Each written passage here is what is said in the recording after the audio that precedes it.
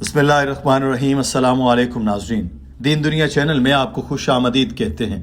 ناظرین، ہمارے پروردگار نے قطعی طور پر خنزیر کا گوشت کھانا حرام قرار دیا ہے۔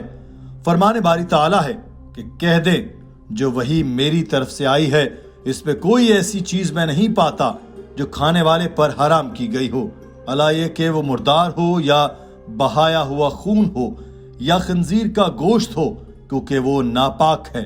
سور کا گوشت نہ صرف اسلام میں بلکہ یہودیت میں بھی حرام ہے اور عیسائیت میں بھی اس کو کھانے کی اجازت نہیں ہے، مگر آج کل مغربی ممالک میں سور کا گوشت ہی استعمال کیا جاتا ہے، حالانکہ اس کے سائنسی نقصانات بھی بہت سے آ چکے ہیں۔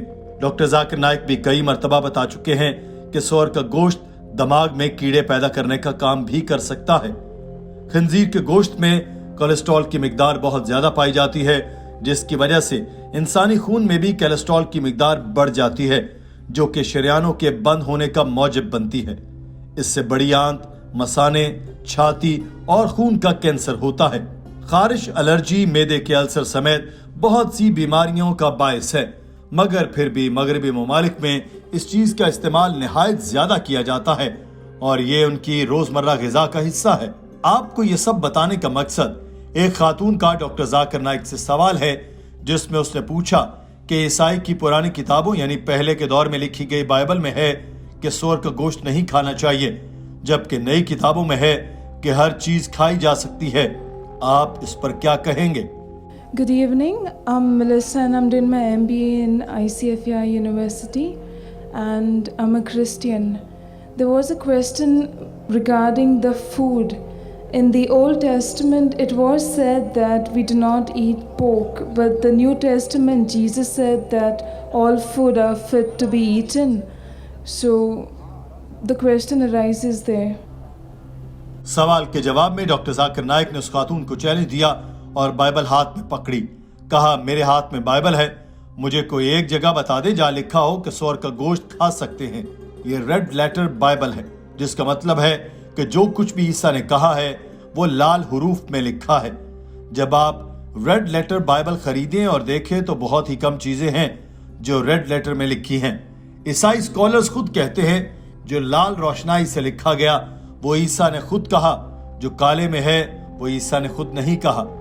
جو بہن کہہ رہی ہے وہ سینٹ پیٹر کے بارے میں ہے، عیسیٰ نے کبھی نہیں کہا کہ سب کچھ کھاؤ۔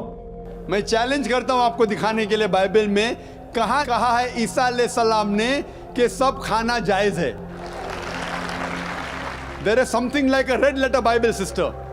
ایک ریڈ لیٹر بائبل ہے جس کا مطلب جو کچھ عیسیٰ علیہ السلام نے کہا ہے وہ ریڈ انک میں لکھا ہے، لال رنگ سے لکھا ہوا ہے۔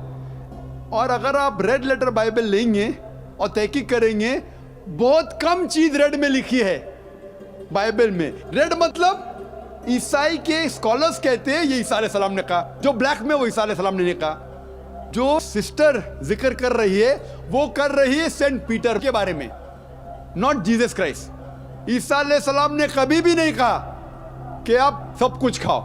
ایک خواب آتا ہے پیٹر کو، اس خواب میں اس نے دیکھا کہ سور کھانا اچھی بات ہے، اس نے سور کھانا صحیح ہو گیا۔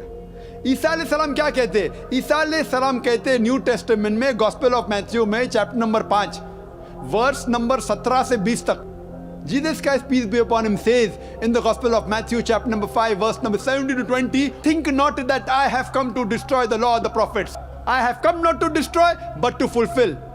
And not one jot or tittle shall pass away until the law be fulfilled. And anyone who breaks one of the least commandments shall be called least in the kingdom of heaven. And whosoever shall keep the commandment and teach men to do so shall be called great in the kingdom of heaven.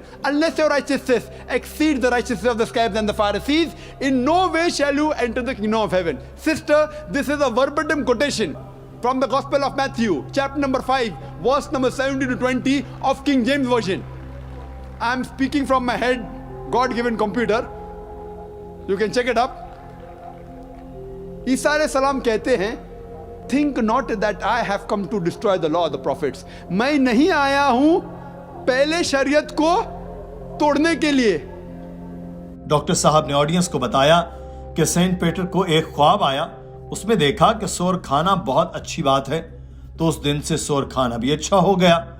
Jesus کہتے ہیں یہ مت سمجھو کہ پیغمبروں کا پیغام مٹانے آیا ہوں، میں ان کی نفی کرنے نہیں بلکہ ان کا پیغام آگے پہنچانے کے لیے آیا ہوں۔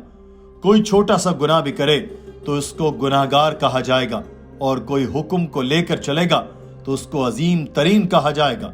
اگر آپ ایک بھی نقطہ پرانی شریعت کا چھوڑتے ہیں تو آپ جنت میں نہیں جائیں گے۔ وہ تو سینٹ پال اور باقی لوگ آئے اور شریعت کو بدلنے کی کوشش کی۔ ڈاکٹر صاحب نے بتایا کہ نئے ٹیسٹمنٹ کی کل 27 کتابیں ہیں، 50% سے بھی زیادہ سینٹ پال نے تحریر کی۔ وہ عیسیٰ کا خود ساختہ ترجمان بنا ہوا تھا، کوئی اس سے ملا بھی نہیں۔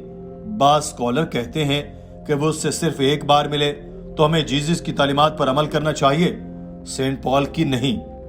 جس سے کوئی ملا نہیں، اس سے کوئی بحث نہیں کی، اس کے علم کا اندازہ کیسے لگا سکتے ہیں کہ وہ سچا ہے یا جھوٹا کوئی نہیں جان سکتا۔ ڈاکٹر ذاکر نائک نے اس خاتون سے کہا کہ اگر آپ کو اچھا عیسائی بننا ہے تو سور کا گوشت نہیں کھانا چاہیے، اگر کھائیں گے تو جنت میں نہیں جائیں گے۔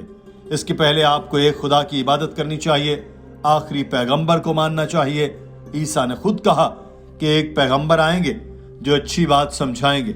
آپ کو حضرت محمد صلی اللہ علیہ وسلم پر ایمان رکھنا چاہیے۔ اگر آپ حضرت عیسیٰ کو نہیں مانتے تو آپ اچھی عیسائی بھی نہیں ہیں۔ آپ کو قرآن پاک کو بھی ماننا چاہیے، تب ہی آپ جنت میں جا پائیں گے۔ Out of the New Testament, sister, there are 27 books in the New Testament. More than 50% have been written by St. Paul. St. Paul is a self-appointed apostle of Jesus Christ, peace be upon him. He hardly met him. Some scholars say he only met him once. So we have to follow the teachings of Jesus Christ, peace be upon him, not of St. Paul. ہمیں ماننا چاہیے عیسیٰ علیہ السلام کا کہنا، Saint پال کا نہیں۔ عیسائیت کے بارے میں بات کر رہا ہوں میں، پولینٹی کے بارے میں نہیں۔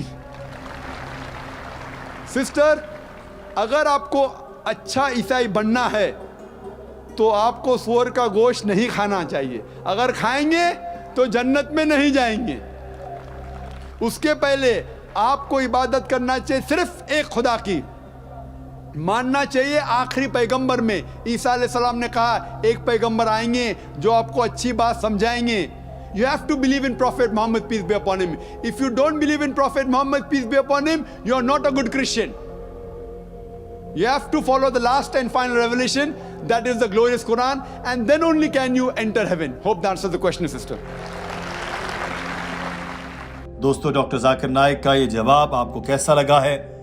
کمنٹ سیکشن میں ضرور آگاہ کیجیے گا۔ اپنا خیال رکھیے۔ اللہ حافظ۔